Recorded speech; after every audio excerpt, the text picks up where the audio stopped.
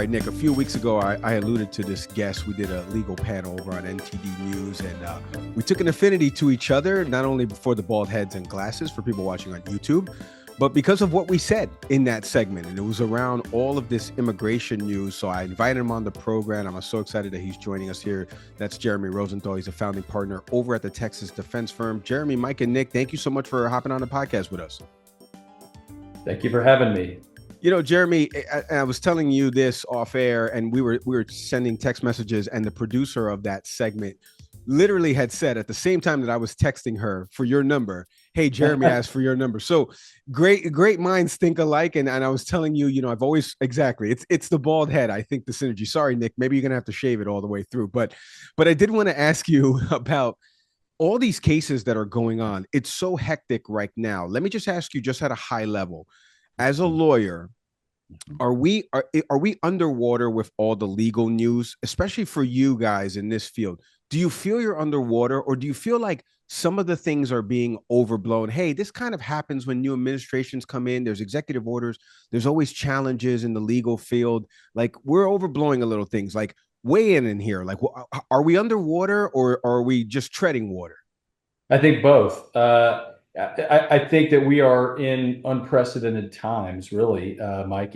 And listen, I think that we are probably making a big deal out of things that are not. But I also think we're completely underestimating some of the damage that's being done just by flooding the zone, just by the amount of vitriol there is, just the attacks on the judiciary, the attacks on the system, the wearing down of the foundations. So think of this, and there are certain ones that are bigger than others. Think of this like a gentle falling snow.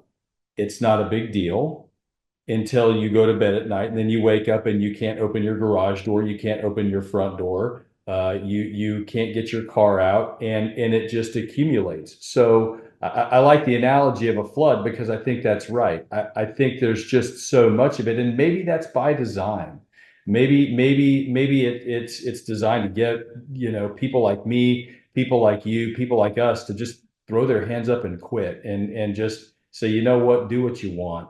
We're out. We're gonna go watch Sports Center, right?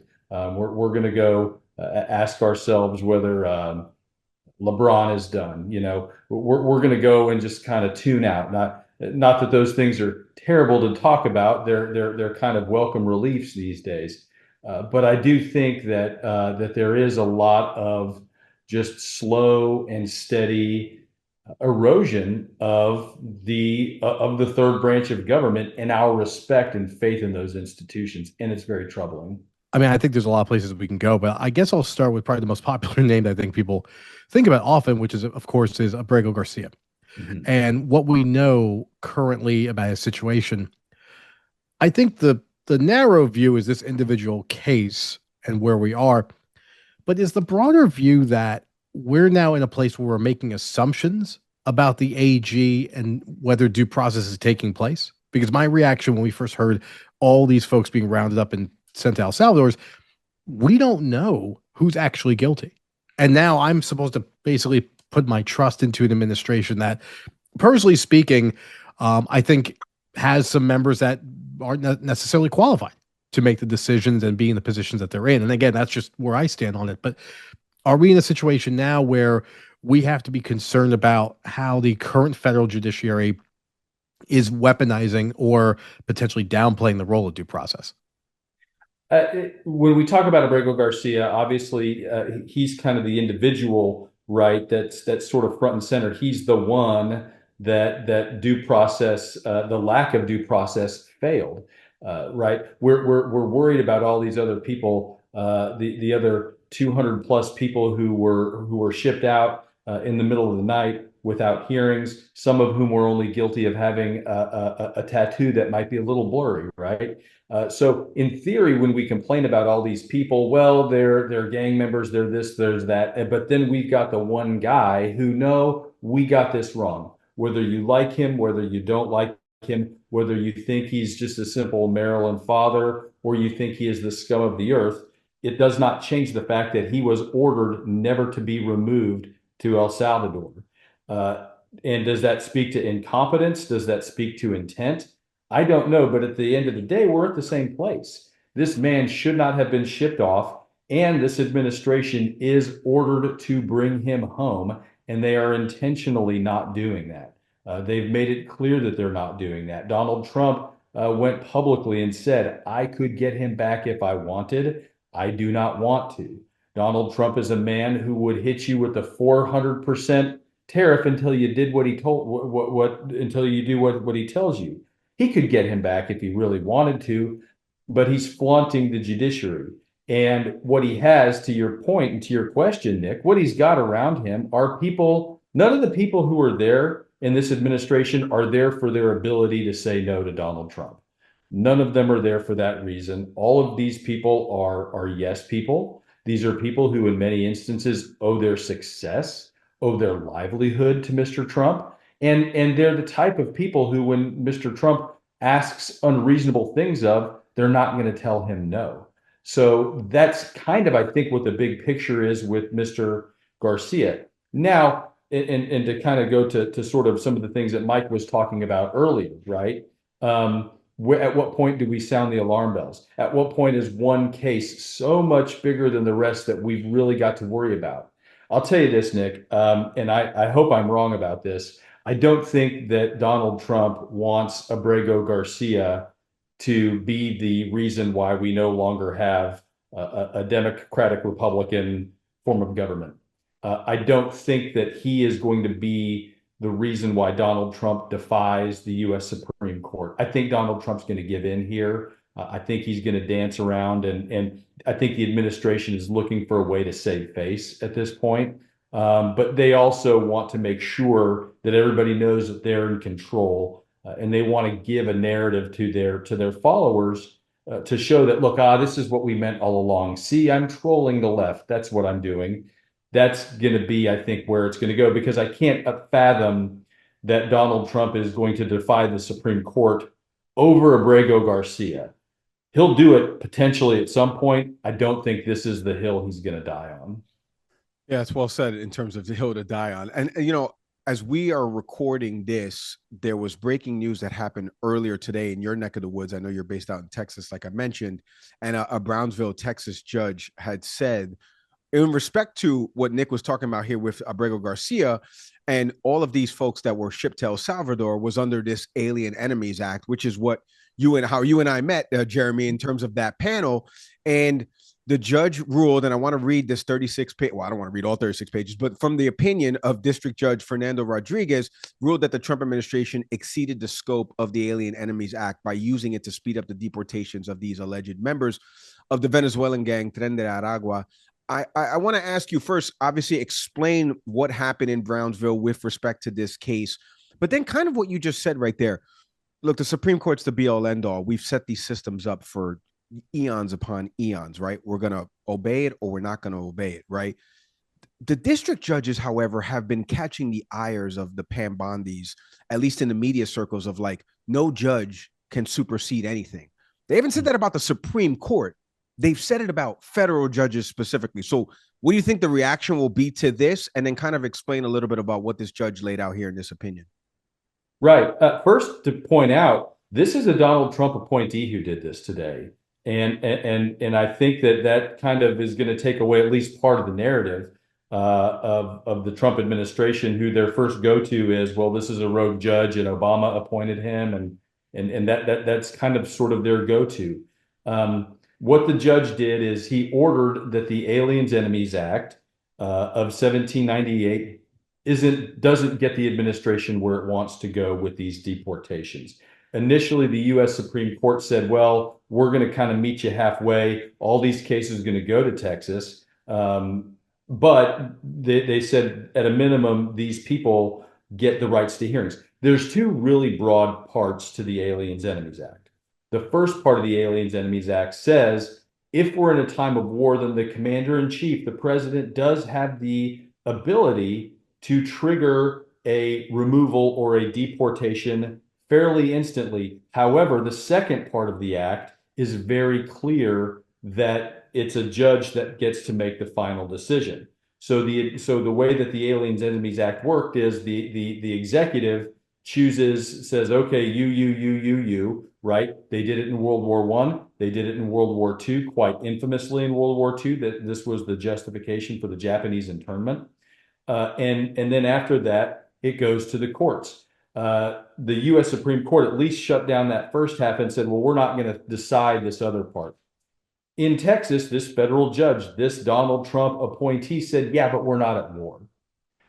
Now, this is a bit of a nuanced argument here, and you do have to kind of follow it. I think it's closer than most people think. And look, I'm a lawyer. I like creative arguments. I like aggressive arguments. I think the administration, I take my hat off to them for digging up this old statute, dusting it off, and seeing if they can take it for a spin. Nothing wrong with that. They did it way too aggressively. That doesn't mean you're allowed to just stuff people on a plane and fly them out before anybody knows that you're doing it. I'm not saying that that was kosher. It certainly wasn't. But if you think about it like this, there's times of war and there's times of war. If you think about September 11th, do you have to wait until September the 12th until you start invoking the Aliens Enemies Act against Al Qaeda? I don't know that you do. And when we want to say MS-13, Tren de Aragua, are we at a time of war for that? Okay, government, and that's what this district judge in Brownsville did. He says, okay, government, you make this claim, you prove to me that this is a war of some kind. And that's where they lost. The federal judge says, yeah, this isn't a war. We're not doing this. So he is temporarily enjoined the government from using this justification at all. Now, it's going to go up again to the Supreme Court. It's going to go to the Fifth Circuit in New Orleans first, a very conservative venue, and then it's going to go back up to the U.S. Supreme Court, you would think, in fairly short order. But at the moment, this was the biggest loss for the Trump administration. I think since Donald Trump has taken office today, this ruling from the Brownsville judge, I think, is the biggest blow to them so far. So many cases, so much to follow. That's kind of why Nick and I started this show, explainers, understanding some of the things. So I want to ask you a couple questions more, but one was really around, you mentioned the Supreme Court, and this kind of came out as well as we were recording this today, where the Trump administration, and it affects a large group of people where I live down here in Miami, Florida, Trump administration asking the Supreme Court to end the deportation protections for Venezuelans that are in the U.S. There's such a big block and concentration of Venezuelans that live down here in Miami. This is very actually personal to me. My goddaughter is Venezuelan, so I've worked with a lot of Venezuelans, formerly with HBO Latin America, and knowing the dynamics of Venezuela from Maduro to what happened, obviously, with Chavez prior. This is something that's sensitive for me, but also what he asked in terms of removing for the protections for these 300,000 or so Venezuelan nationals and this federal district court in California that temporarily blocked the decision. Can you kind of explain just the legal ramifications where this goes from here? Because there's also a group of Cubans that are going to be affected by this, that are part of this temporary protection status. I think there's Nicaraguans as well. Anybody that's technically under this. So kind of explain what TPS is and then what the Trump administration is asking the Supreme Court to do. And where do you think this will all net out? That's a lot of people. That's and one thing that I think that we sort of lose sight of when we talk about federal immigration is the sheer volume is overwhelming of it, because you're not just talking about our southern border. You're not just talking about Mexico. You're talking about the world. In the 21st century, we have immigrants in this country, obviously from everywhere. In North Texas, where I live, we have a lot of immigrants from India, from the subcontinent, from Asia. We have a lot of immigrants who are brought here by companies to work on IT, and there are a lot of folks. And if they get in trouble, they lose their H-1B status. And what happens is you wait.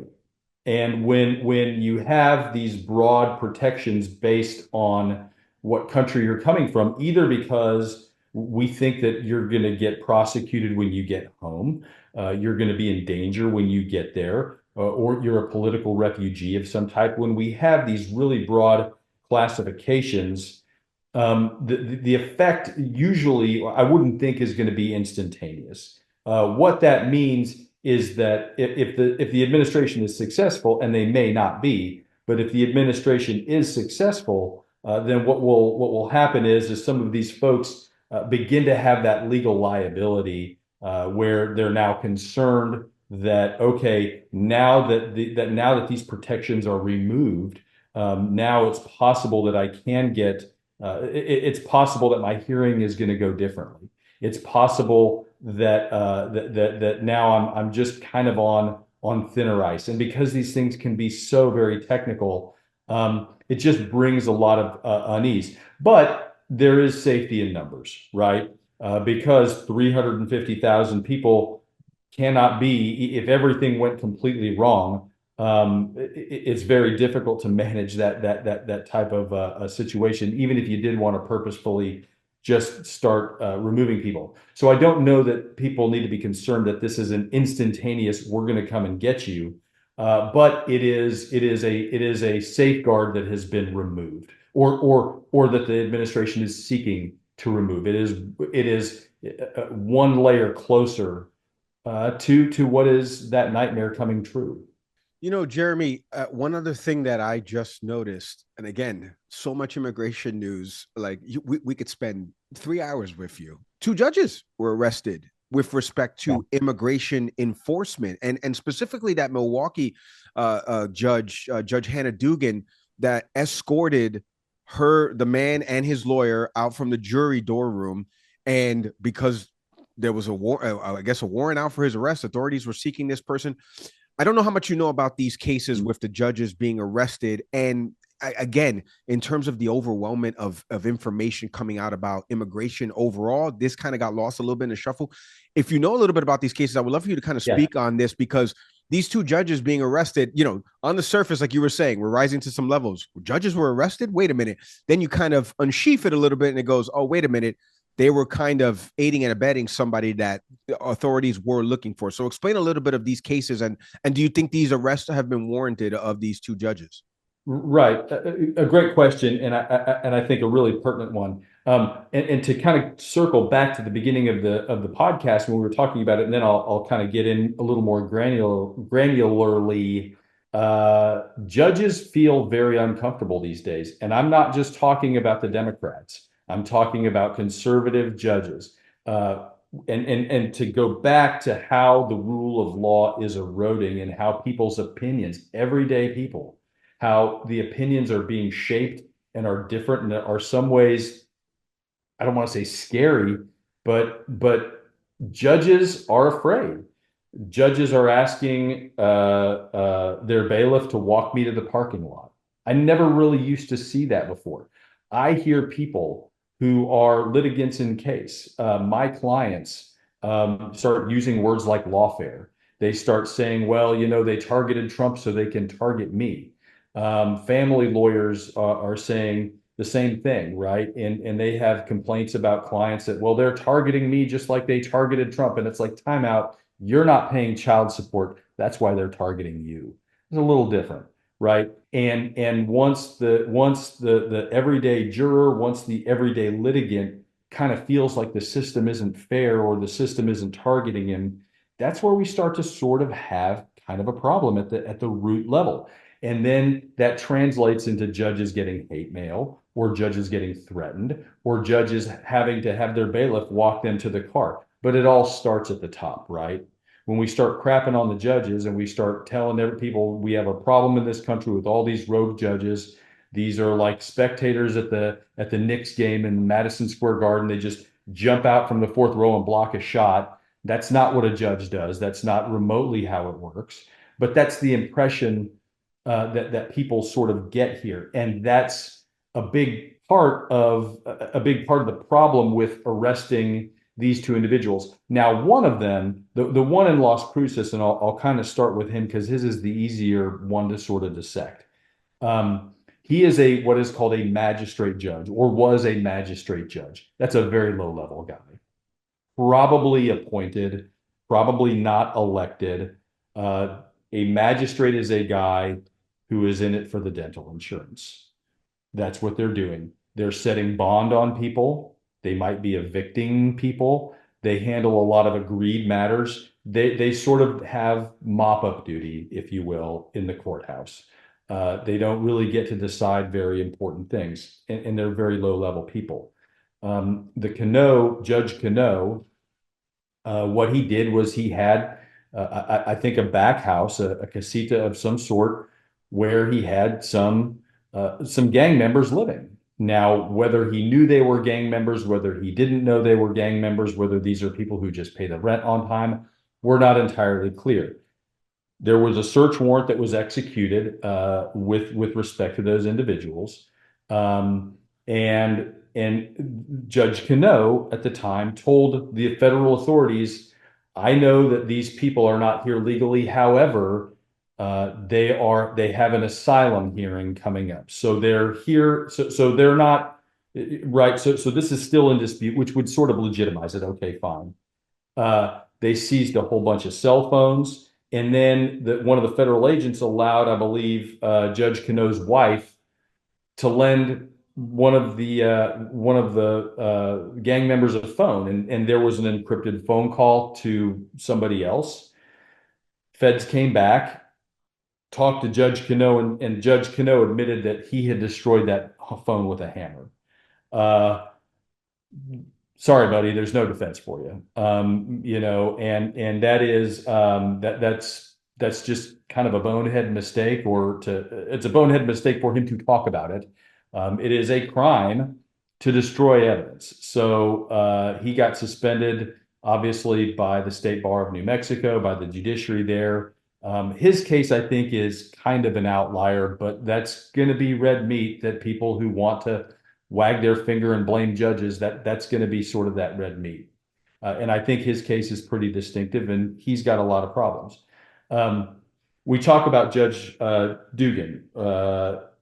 She is, from what I understand, somewhat of an advocate. I think she made it clear to other people in that courthouse that if you have somebody who has got documentation issues and you feel threatened, you bring them to me. She can do that. That's fine. In state court, we handle undocumented people every day of the week. In fact, the U.S. Supreme Court issued an opinion called Padilla. It's Padilla versus Kentucky. It's roughly 10 years old, which says I, as a criminal lawyer, I have a non-delegable duty to properly advise my clients on immigration consequences. That includes if they are here unlawfully. So it is part of my job. It is part of me being a zealous advocate, making sure that their Sixth and Fifth Amendment right to counsel is satisfied by me giving competent immigration advice to somebody, even if they're here unlawfully. So we do handle quite a bit of these types of folks every day. And in Milwaukee, it's obvious that it's not much different. This is a misdemeanor judge, meaning every matter that she handled was punishable by under 1 year of jail or less. By legal definition, that is what a misdemeanor is. So this is a low-level judge, but she is, again, sort of an advocate. And what happened was these federal agents, these ICE agents, came to her courtroom looking for a particular offender who had business there. This judge asked these officers if they had a warrant for his arrest or a warrant of any type. They answered that they had what is called an administrative warrant. And if you're going to let me nerd out here, do we have 3 hours? We got time for you to nerd out for sure. Okay. All right. They came with what is called an administrative warrant. And this is where this case is going to turn legally, because an administrative warrant is not a real warrant. It's a permission slip from your boss at ICE to detain somebody if you want to detain them. To be guilty of harboring somebody from arrest, they have to be subject to arrest. Okay, arrest. That's an important word here. An administrative warrant is civil because deportation is civil. In other words, Judge Dugan has an excellent argument, and I think she knew the law exactly on this, and I think this is why she made the decision that she did. I think her position was, you cannot lawfully arrest this man. In fact, if I assist you in arresting this man, you can come back and sue the state of Wisconsin, because now we are unlawfully detaining him at your behest in violation of the 10th Amendment to the U.S. Constitution. So I've got a legal duty to not let you arrest this man. I think what she did was brave, and I think what she did is probably foolish. And I think what she did was probably, I hesitate to use the word stupid, but when a federal agent or a federal officer asks you to do something, there's not a really good reason to not do it. Now, technically speaking, like I said, I think she's got a good defense, and I think she probably wins this case. She may not even get indicted. And I think that she wins this case.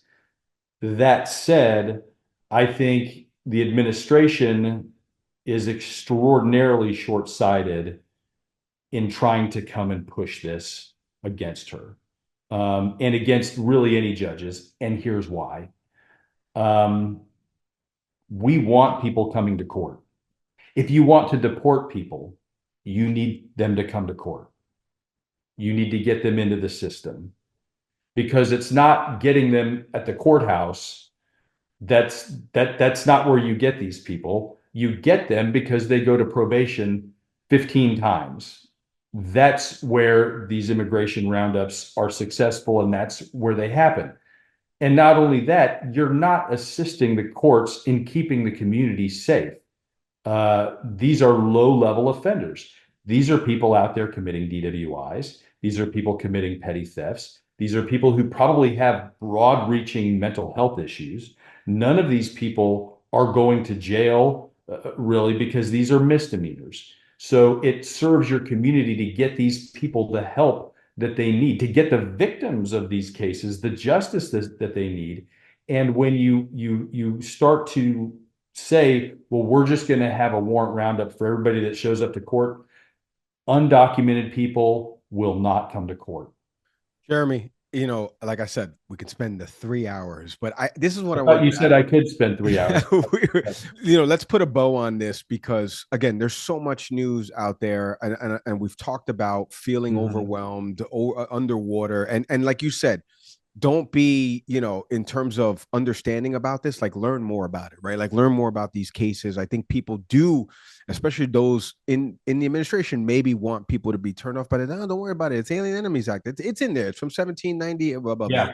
So, but let me ask you, and just to put a bow on this, in terms of, there was a couple cases down here in my neck of the woods, one in Tampa, I believe one in Miami, one with this woman, Heidi Tejada, who went to a normal, like you said, she showed up to her immigration hearing or check-in with ICE, and she got sent back to Cuba. And now, there's been protests happening in Tampa, Florida.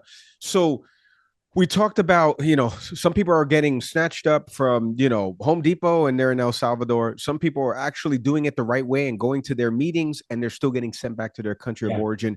What is something, for somebody listening to this right now, what is something that you would recommend for them from the legal perspective of what are their rights with respect to an encounter with an agent? And then what should they be asking an attorney? If they don't have one will be appointed with you without, how it works with the Miranda rights. So what would you say to them in terms of the questions they should be asking, how they should get an attorney, keeping all the paperwork? Like, what are some things that these folks should know? That's a great question, Mike. First off, what I would tell everybody is know your status in this country. If you are not, there are so many, right? We have undocumented and we have full citizens, and there's a lot in between. And you would be stunned, Mike, at people who don't know exactly where they fit. Maybe they were on the path to citizenship, then they weren't, and maybe they got sidetracked, and maybe work got tough, or maybe they went through a divorce and things just kind of got hairy. Know your status and find any type of supporting documentation, have it handy, We live in a country where you shouldn't have to just show your papers. Doesn't hurt to have them anyway, right? So I would make sure that you know where the supporting documentation is, know what your status is, and if you have any concerns about that, you should consult an immigration attorney, because each of these cases are really their own snowflake.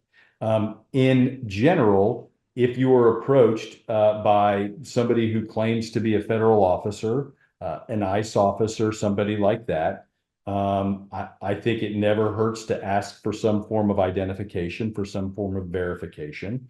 I would also encourage to ask for any type of supporting paperwork that they may have. Ultimately, your remedy, if you are unlawfully detained, if you are unlawfully questioned or what have you, your remedy is in court later, not right then and there. It only makes things worse if you do something silly, if you panic. This is a very aggressive administration, and they're losing a lot of the time. That's the one thing that it's easy to sort of lose track of. That, well, they're just going to get this from me anyway. They're just going to deport me anyway. You guys are going to put me on a plane and do this to me anyway. That's not necessarily so. They're running into more and more roadblocks. So you do want to know your status. You do want to have that accessible to you, any type of documentation. You do want to know what your rights are, specifically tailored to whether you have a visa, whether you are a permanent resident, or whether you're an H-1B or whatever the case, or you're a student visa. The administration took away a whole bunch of student visas, gave them back. So just because things just because they seem to be going south at the moment doesn't mean that's going to be the case in perpetuity. Jeremy Rosenthal, like I mentioned, Texas defense firm. You can go visit them over at texasdefensefirm.com. Voted McKinney's best law firm and attorney, and you know why? Because it's the power of the bald head and the glasses. Jeremy, I can't thank you enough for coming on the program. I know you're a big Red Raiders guy, and I've always been a Red Raiders guy myself as well. And I don't like Texas, and I hate A&M, and no one's rooting for TCU, so I love the Red Raiders as well. So this is why we got along. Thank you for coming on the program, breaking all this down. Continued success to you guys, and please stay safe. Thanks, you too, Mike. Thanks, Nick.